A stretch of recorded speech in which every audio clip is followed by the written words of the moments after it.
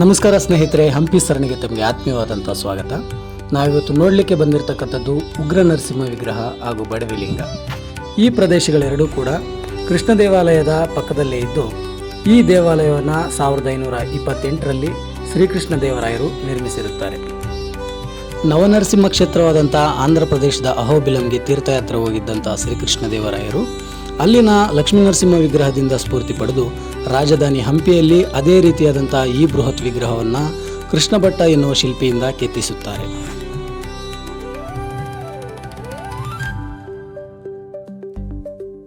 ಏಳು ಹೆಡೆಗಳುಳ್ಳ ಶೇಷನಾಗ ಪೀಠದ ಮೇಲೆ ಕುಳಿತಿರುವ ಭಂಗಿಯಲ್ಲಿ ಕೆತ್ತಲಾಗಿರತಕ್ಕಂಥ ಈ ವಿಗ್ರಹದ ಒಟ್ಟು ಎತ್ತರ 22 ಅಡಿಗಳಾಗಿದ್ದು, ಅಕ್ಕಪಕ್ಕದಲ್ಲಿನ ಪ್ರಭಾವಳಿ ಕೆತ್ತನೆ ಹಾಗೂ ಕೀರ್ತಿಮುಖದ ಕೆತ್ತನೆಗಳು ಈ ವಿಗ್ರಹದ ಸೊಬಗನ್ನು ಮತ್ತಷ್ಟು ಹೆಚ್ಚಿಸಿವೆ ಎಂದು ಹೇಳಬಹುದು.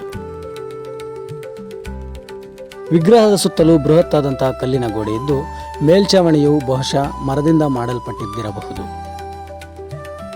ಮೂಲಮೂರ್ತಿಯು ತನ್ನ 2 ಕೈಗಳಲ್ಲಿ ಶಂಖಚಕ್ರವನ್ನು ಹಿಡಿದಿದ್ದು, ಅಭಯಹಸ್ತ ಹಾಗೂ ಲಕ್ಷ್ಮೀದೇವಿ ಕೆತ್ತನೆಗಳನ್ನು ಕೂಡ ಒಳಗೊಂಡಿತ್ತು. 1565ರ ಐತಿಹಾಸಿಕ ರಕ್ಕಸತಂಗಡಿ ಯುದ್ಧದ ಸೋಲಿನ ನಂತರ ರಾಜಧಾನಿ ಹಂಪಿಯ ಮೇಲೆ ದಾಳಿ ಮಾಡಿದಂಥ ಬಹುಮನಿಗಳ ಸೈನ್ಯವು ಈ ದೇವಾಲಯದ ಮರದ ಮೇಲ್ಛಾವಣಿಯನ್ನು ಸುಟ್ಟು ವಿಗ್ರಹವನ್ನು ಕೂಡ ನಾಶಪಡಿಸುವ ಪ್ರಯತ್ನವನ್ನು ಮಾಡಿರುತ್ತದೆ.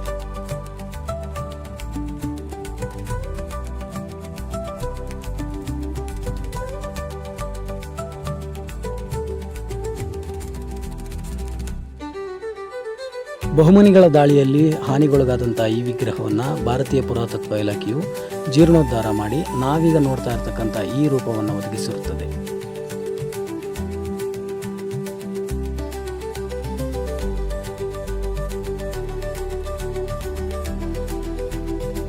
ಕೃಷ್ಣದೇವರಾಯರು ತಮ್ಮ ಜೀವಿತಾವಧಿಯಲ್ಲಿ ರಾಜಧಾನಿ ಹಂಪಿಯಲ್ಲಿ ನಿರ್ಮಾಣ ಮಾಡಿದಂತಹ ಕೊನೆಯ ದೇವಾಲಯ ಇದಾಗಿದ್ದು, ಈ ದೇವಾಲಯ ನಿರ್ಮಾಣದ ಮರುವರ್ಷ ಅಂದರೆ 1529 ಅಕ್ಟೋಬರ್ ತಿಂಗಳಲ್ಲಿ ಕೃಷ್ಣದೇವರಾಯರು ಮರಣ ಹೊಂದುತ್ತಾರೆ.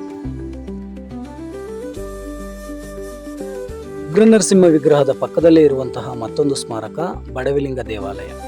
ಈ ದೇವಾಲಯವನ್ನು ಯಾರು ನಿರ್ಮಿಸಿದರು ಎನ್ನುವುದರ ಬಗ್ಗೆ ಸ್ಪಷ್ಟವಾದಂತಹ ದಾಖಲೆಗಳು ಲಭ್ಯವಿಲ್ಲವಾದರೂ, ಪ್ರಚಲಿತದಲ್ಲಿರುವ ಜಾನಪದ ಕಥೆಯ ಪ್ರಕಾರ ಈ ಪ್ರದೇಶದಲ್ಲಿ ವಾಸ ಮಾಡುತ್ತಿದ್ದಂತಹ ಒಬ್ಬ ಸಾಮಾನ್ಯ ಮಹಿಳೆ ಇದನ್ನು ನಿರ್ಮಿಸಿದ್ಲು ಅಂತ ಹೇಳಲಾಗುತ್ತೆ. ಹಾಗಾಗಿಯೇ ಈ ದೇವಾಲಯಕ್ಕೆ ಬಡವಿಲಿಂಗ ದೇವಾಲಯ ಅಂತ ಹೆಸರು.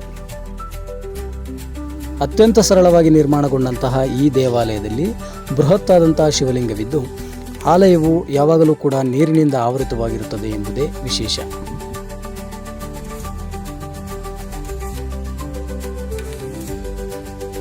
ಉಗ್ರ ನರಸಿಂಹಮೂರ್ತಿ ಹಾಗೂ ಬಡವಿಲಿಂಗಗಳನ್ನು ನೋಡಿಕೊಂಡ ನಂತರ ಉದ್ದಾನ ವೀರಭದ್ರ ದೇವಾಲಯದ ರಸ್ತೆಯಲ್ಲಿ ಮುಂದುವರೆದು ಎಡಕ್ಕೆ ತಿರುಗಿದರೆ ನಮಗೆ ಈ ದೇವಾಲಯ ಕಂಡುಬರುತ್ತದೆ.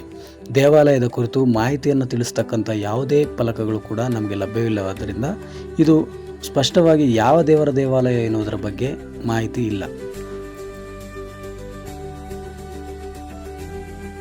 ಆಲಯವು ಅತ್ಯಂತ ಸರಳವಾಗಿ ನಿರ್ಮಾಣಗೊಂಡಿದ್ದು, ಆಲಯದ ಸ್ತಂಭಗಳ ಮೇಲೆ ಗಾರೆಯಿಂದ ಶಿಲ್ಪಗಳನ್ನು ಮಾಡತಕ್ಕಂತಹ ಪ್ರಯತ್ನವನ್ನು ಕೂಡ ಮಾಡಿರುವುದು ಕಂಡುಬರುತ್ತದೆ.